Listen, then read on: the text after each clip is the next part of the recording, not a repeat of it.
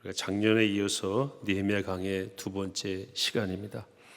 느헤미야 강의를 통해서 우리가 무엇을 알기를 원했습니까?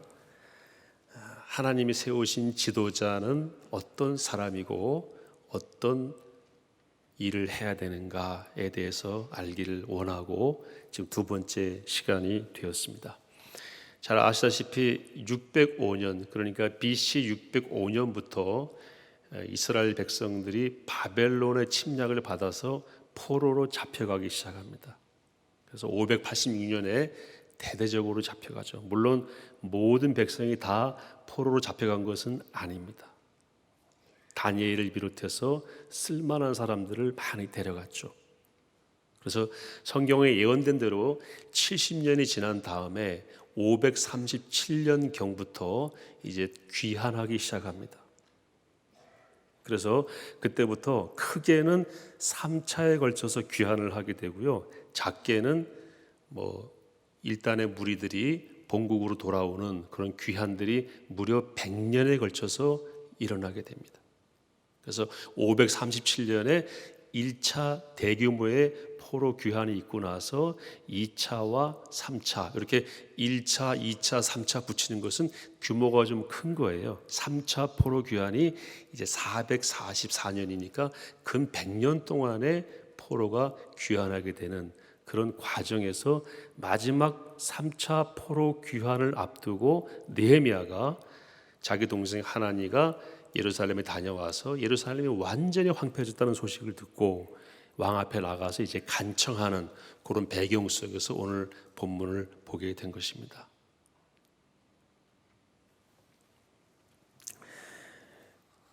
느헤미야는 예루살렘을 몰라요.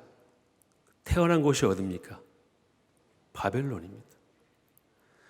조상들이 예루살렘에서 바벨론으로 잡혀오고 나서 한 150년 정도 지난 다음이에요. 그러니까 3대, 4대가 지난 다음이에요.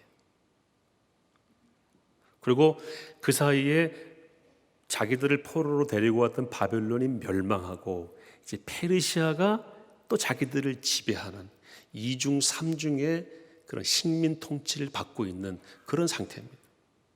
그래서 페르시아가 지금의 이란이잖아요. 이란이 바벨론, 지금의 이라크를 쳤기 때문에 지금도 이란과 이라크는 원수시간입니다.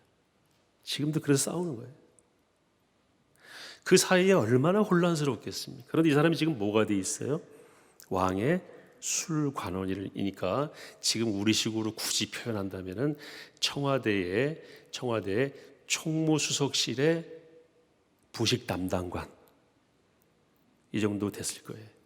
그러니까 비록 직급은 높진 않지만 그래도 고위직인데다가 왕을 직접 대할 수 있는, 왜냐하면 술 맡은 관원은 왕을 가까이에서 대하고 특히 음독해서는 안 되기 때문에 아주 그 보안 관련해서 이렇게 왕의 심기를 돌보는 그런 위치에 있었기 때문에 왕을 가까이 하는 사람이었죠. 근데 오늘 느헤미야가 하나님께 기도합니다.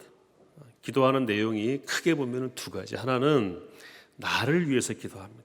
오늘 6절 말씀 보시면은 이제 종이 주의 종들은 이스라엘 자손을 위하여 주야로 기도하니 그 뒤에 쭉 보시면은 나와 내 아버지의 집이 범죄하여, 그래서 나와 내 아버지를 놓고 기도합니다. 나와 내 아버지. 그걸 통칭해서 오늘 설교의 제목이죠. 이스라엘을 위한 기도를 하는 겁니다. 이스라엘의 무엇을 위해서 기도합니까? 이스라엘의 과거의 범죄에 대해서 기도하고 이제 하나님께서 약속하신 대로 제가 회개하고 자복하오니 회복시켜 달라는 그런 기도를 하고 있는 것입니다. 자, 여러분, 느헤미야는 이스라엘 백성이 하나님께 범죄해서 모세에게 주신 율법대로 말씀대로 하나님이 징계하셔서 이제 쫓아낸 거잖아요. 쫓아내서 바벨론까지 쫓겨온 거에 대해서 느헤미야는 책임이 있습니까? 없습니까?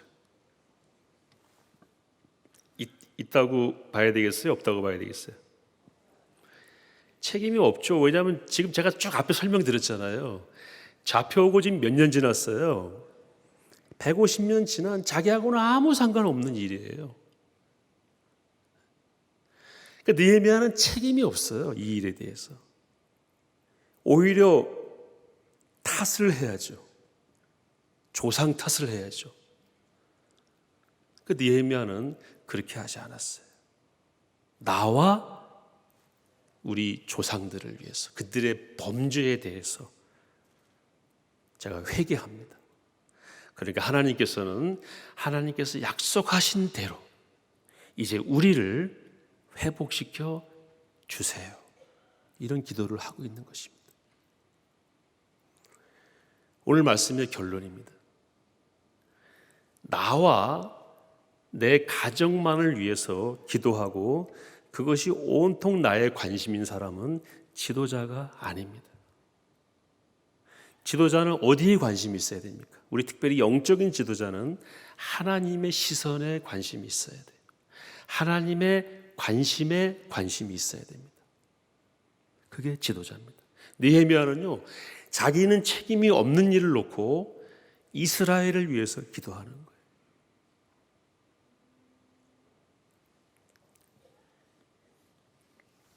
리더는, 지도자는 내 마음에 있는 주된 관심과 특별히 우리 그리스도인은 기도의 제목이, 그 내용이, 그 의미가 그 사람의 영적인 도량을 나타내는 겁니다.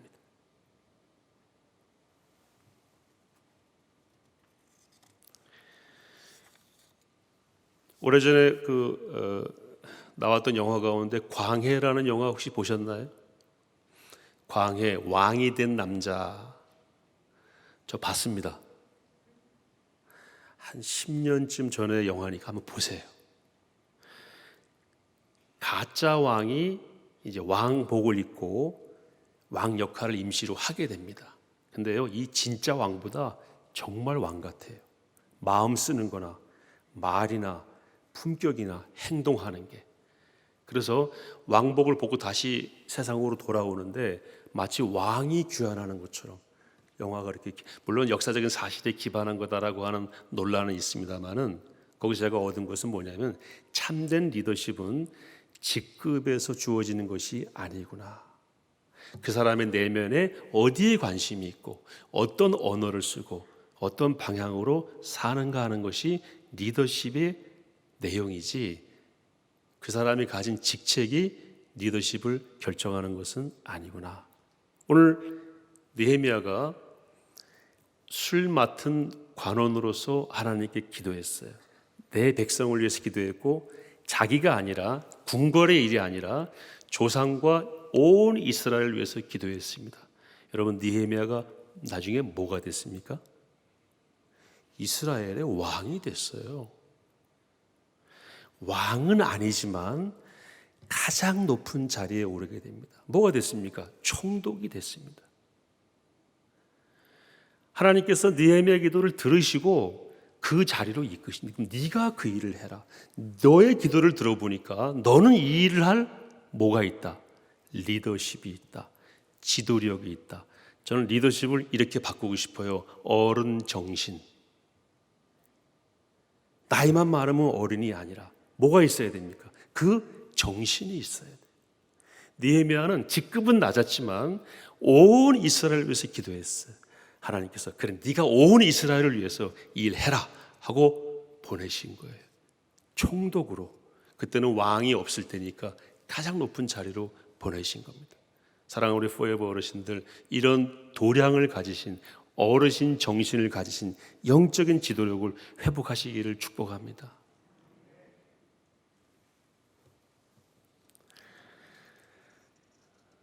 제가 최근에 신문을 보고 좀 멍했던 적이 있습니다. 며칠 전이에요.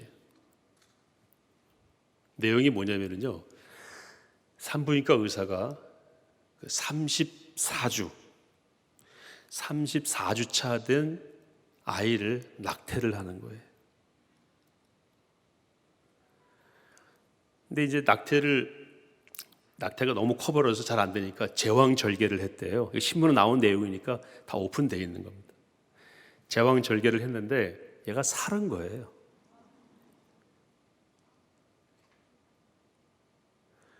그러니까 이 아이를 물속에 집어넣어서 죽였어요.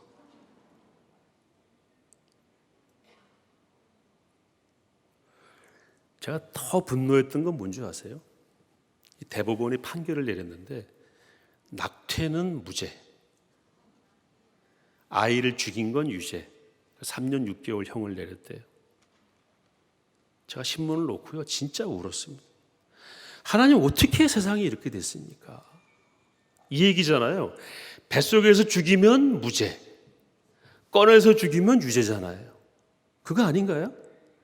제가 더 자세히 보니까 우리나라가 이미 낙태가 그 위헌이어가지고 그 법 자체가 의미가 없대요. 그래서 대법원으로서는 그 법을 적용할 수가 없대요. 그러니까 판사의 잘못이라고 하기도 좀 어려워요. 그런데 어쨌든 이 상황은 어떻습니까? 안타깝잖아요. 우리가 이런 걸 놓고 기도하자는 겁니다. 하나님 어떻게 이런 일이 있을 수 있습니까?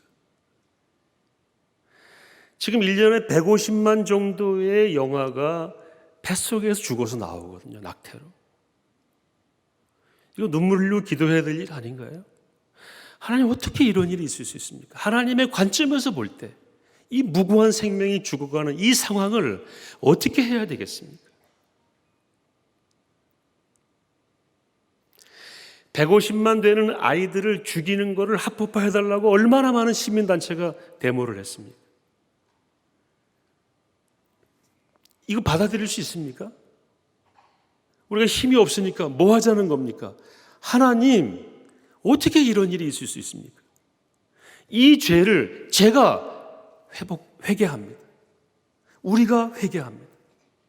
우리의 기도를 들으시고 이 민족을 불쌍히 여겨 주시옵소서. 그래야 되는 거 아닌가요? 얼마 전에 정인이가 죽어가지고 난리였잖아요. 그 사람들 다 어디가 있어요? 정인이 죽은 건 난리쳐야 되고 이렇게 죽은 거는 놔둬야 됩니까? 무죄로 놔둬야 됩니까? 정인이 죽었을 때 우리가 보였던 분노는 어디 갔습니까? 그때 몰려갔던 시민단체 어디 있어요? 법정까지 가서 죽이라고 했던 그 사람들은 어디가 있어요? 이 과잉 분노예요. 편파 분노. 심하게 말하면 가짜 분노입니다.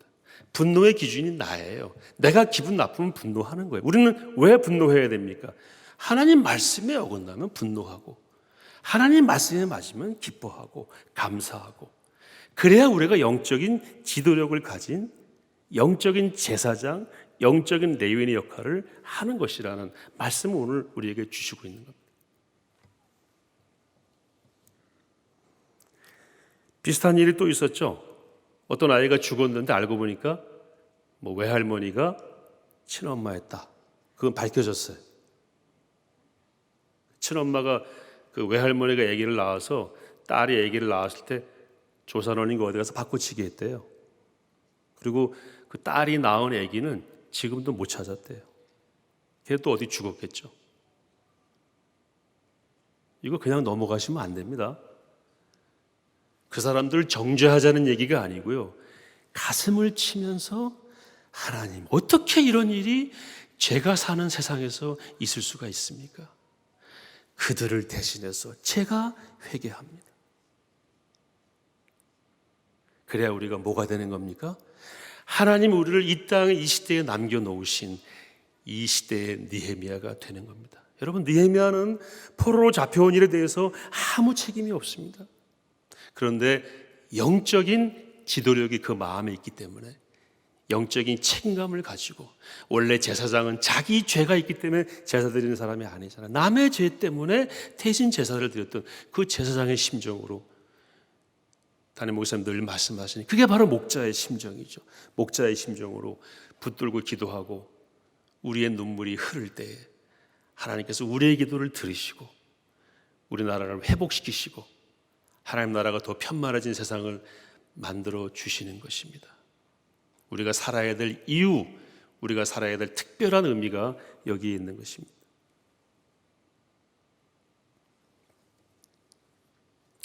그래서 여러분, 신문에 나오는 이런 뉴스들, 또 TV를 보시면서 보시는 뉴스들 다 우리의 뭡니까? 다 우리의 기도의 제목이. 야, 나는 뭐 할머니 할아버지니까 관심 없다 그러시면 안 됩니다. 우리가 더 기도해야 됩니다.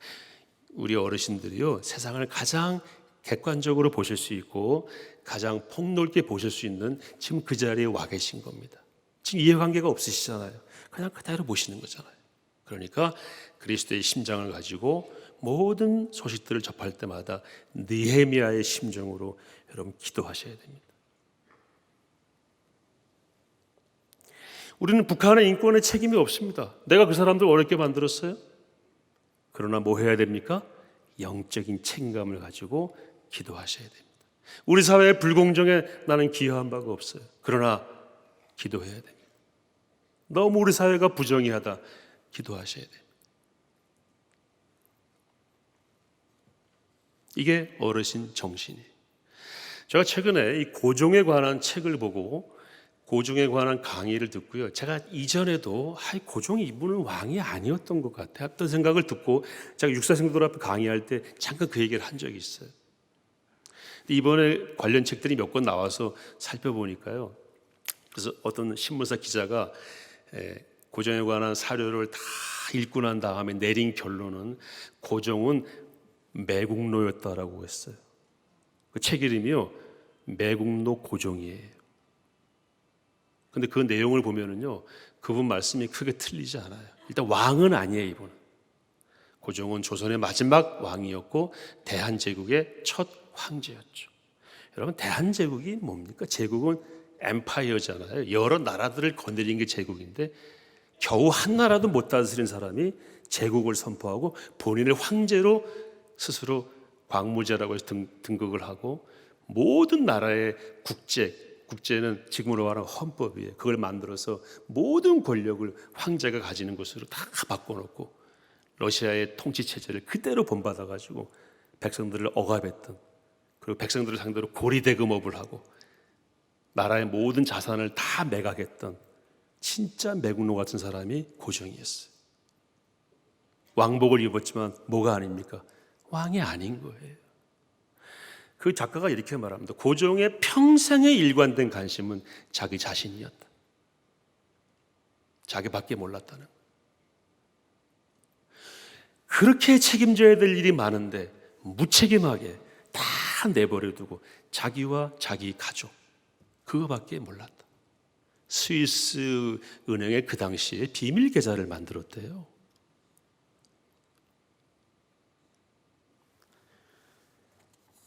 여러분, 고종이 아관 파찬했던 거 아시죠? 러시아 공관에 도망갔잖아요. 자료를 보니까요, 러시아 공관에만 도망간 게 아니고 도망간 건 거기밖에 없었지만 거기 1년 있었거든요. 여러 나라의 공관에 도망가면 안 되겠냐고 타진한 게 8군데였대요. 그 중에 하나가 어디냐면요, 일본이었어요. 일본 공관에 가서 일본 공관에 좀 숨어 있으면 안 되겠냐고 18년 통치하는 동안에 8번이나 파천을 의뢰했고 심지어는 일본으로 도망가려고 그랬대요. 청나라 러시아가 위협하니까. 이게 무슨 왕이냐. 그리고 덕수궁 주변에 따로 거처할 수 있는 공간을 만들어 놓았는데 그 이유가 뭐냐면 그쪽에 그 당시에 외국 공관이 많았대요. 여차하면 도망가려고 비밀 문도 만들어 놓고. 나라가 다 망가져도 나만 살면 된다. 이 제도와 구조를 만들었던 사람이 고종이고, 그래서 고종은 뭐라고요? 매국노라고 제가 얘기하는 게 아니고 그 작가가 얘기하는, 책 제목이 매국노 고종이에요. 오늘 준비하려다가 안 했는데 조선일보 기자가 쓴 거예요. 자기는 자신이 있대요. 토론하면 자기가 얼마든지 그걸 입증할 수 있대요. 그렇게 왕이 다 망가뜨린 나라, 제가 전에도 한번 말씀드린 적이 있는데 조선은 왜 무너졌는가라는 책을 보고 저도 깜짝 놀랐어요. 조선은 그 책의 결론이 나라가 아니었다. 모든 지도자들이 가렴주구하고 조선의 유교학자들, 조선의 양반들은 세상에서 가장 팔자 좋은 사람이다. 일도 안 하고 어흠하면서 다 가렴주구해서 먹고 빌려가고 차용증을 써주는데 돈도 갚지 않고, 그리고 온갖 양민들을 수탈하고 조선이 멸망할 때 조선의 백성들의 40%가 신분이 노비였다는 거 아닙니까? 조선은 노비 국가였어요. 자원한 노비도 많았어요. 왜? 노비가 되면은 세금을 안 뜯기니까. 그게 조선이었어요. 그걸 다 무시하고 조선이 망한 것은 일본 때문에 망했다. 역사를 잘못하는 겁니다. 그렇게 역사를 해석하면은요, 발전이 없습니다. 왜요? 누구 탓만 하면 끝나니까. 만약에 우리가 망했으면 또 누구 탓하면 끝나니까. 아니에요. 문제는 내면에 있었어요. 가장 큰 지도자가 리더십, 어른 정신이 없었어요. 안타까운 일이죠. 제가 성경을 보다 보니까 삼손이라는 사람 잘 아시죠? 얼마나 센 사람입니까? 삼손은 결론적으로 실패한 강한 자입니다. 하나님이 그에게 엄청난 힘을 줬고 20년을 통치하게 했어요. 20년을 왕, 장군 역할을 하게 했어요. 그 당시 왕이 없을 때니까. 여러분 사사기를 잘 보세요. 삼손은요, 주신 엄청난 힘으로 누굴 위해 썼습니까? 오직 자기 자신을 위해서, 자기 여자친구를 위해서, 감정을 풀기 위해서, 개인의 원수를 갚기 위해서. 마지막에 블레셋 사람들이 잡혀가 눈이 뽑히죠. 죽기 전에 하나님께서 그에게 힘을 한 번 더 줬어요. 힘 달라고 기도할 때 기도를 어떻게 하는지 제가 한번 읽어드리겠습니다. 주 여호와여 구하옵나니 나를 생각하옵소서. 하나님이여 구하옵나니 이번만 나를 강하게 하사 나의 두 눈을 뺀 블레셋 사람에게 원수를 단번에 갚게 하옵소서. 여기 원어에 보면 나 의자가 또 하나 빠졌어요. 내가 원수를 갚게 해달라고. 그러니까 자 보세요. 주 여호와여 구하옵나니 누구를 생각하옵소서. 나를 생각하옵소서.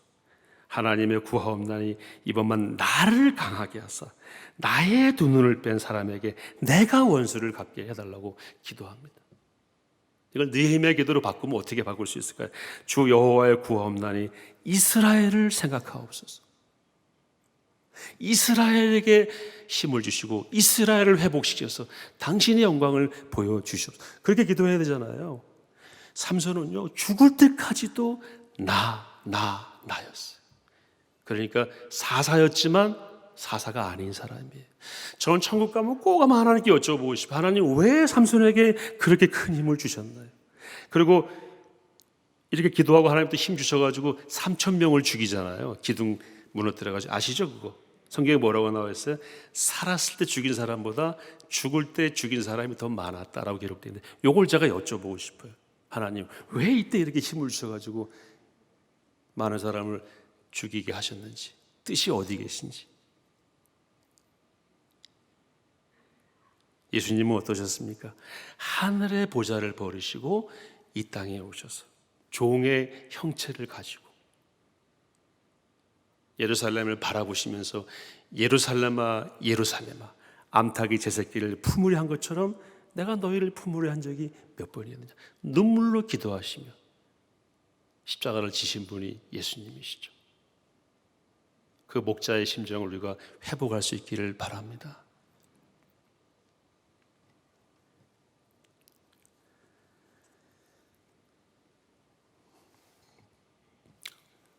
제 군목 후배 가운데 이제 고신교단 후배가 있는데요.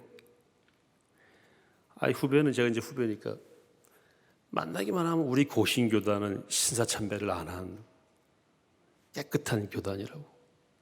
제가 전공이 교회사거든요. 제가 잘 알죠 그거.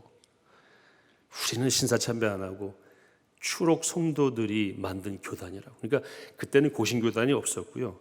신사참배를 안 하고 감옥 갔다가 추록한 다음에 그분들이 교단을 만들어서 고신교단이 되면서 이제 신사참배를 결정한 교단들과 이제 구분하기 시작하죠. 말끝마다 그래. 무슨 얘기 잘 나가다가 우리 고신은 신사참배 안 했습니다. 부산 사람들이 주로 고신 많거든요. 제가 그랬어요. 목사님 나도 안 했어. 남 조상 얘기 좀 하지 마. 그리고 나 신사참배 안 한 그 정신을 받아가지고 부대에서 고사 지낼 때 나 고사 안 지내고 팽개치고 나오다가 엄청 욕먹었어. 나 끝까지 그런 거 안 할 거야. 그러니까 다시는 그런 얘기 하지 말라고. 당신이 안 한 게 아니잖아. 선배들이 안 한 거지. 선배들의 좋은 건 나랑 연관시키고 선배들의 과오는 나랑 분리시키는 거, 그거 아닌 거야. 느헤미야는 거꾸로잖아요. 선배들의 과오, 조상들의 죄, 그거 제가 회개합니다. 그거 제가 지은 거랑 똑같습니다. 그래야 하나님이 그 기도를 들으시고 역사를 바꾸시죠. 저는 오늘도 우리 어르신들이 이렇게 오시는 거 보고 진짜 깜짝 놀랐어요. 우리 떡 준비할 때 제가 항상 한 500개 준비하라고 그러고 회장님들이 700, 오늘 몇 개 준비하셨죠? 850개. 제 믿음은 한 500개인데 850개 하셔야 된다고 그러더라고요. 오늘 뵈니까 회장님들 믿음이 더 정확하세요. 지금 850개도 모자랄 것 같아요. 여러분, 이 열심, 그리고 여기 오신 분들은 그래도 건강하시니까 오신 거잖아요. 지금 병상에서, 요양원에서, 댁에서 이 자리를 사모하시는 분들이 한 200분 계시는 거 아시죠? 이런 힘을 주신 이유가 뭡니까? 어르신 정신으로 뭐 하시라고? 바라보고 기도하고 나랑 소통하자고. 아무도 이 세상에 이런 헝클어진 일에 대해서 나하고 소통하는 자가 없는 것 같다. 아무도 그 문제를 자기 문제로 생각하는 사람들이 없는 것 같다. 저 미얀마의 저런 문제를 혀만 차지 그 문제를 나의 문제로 알고 나에게 이야기해 주는 사람이 없다. 하나님 이렇게 한탄하시는 것 같아요. 시야를 넓히시기 바랍니다. 우리는 어르신 정신을 가지시고 이 엄청난 파워로, 엄청난 잠재력으로 하나님의 관점에서, 하나님의 시선에서 우리 상황의 일들을 놓고 하나님과 끊임없이 소통하시는 그런 지도력을 가진, 영적 지도력, 그리고 어르신 정신을 가지신 우리 포에버 모든 한 분 한 분 어르신들 될 수 있기를 축복합니다.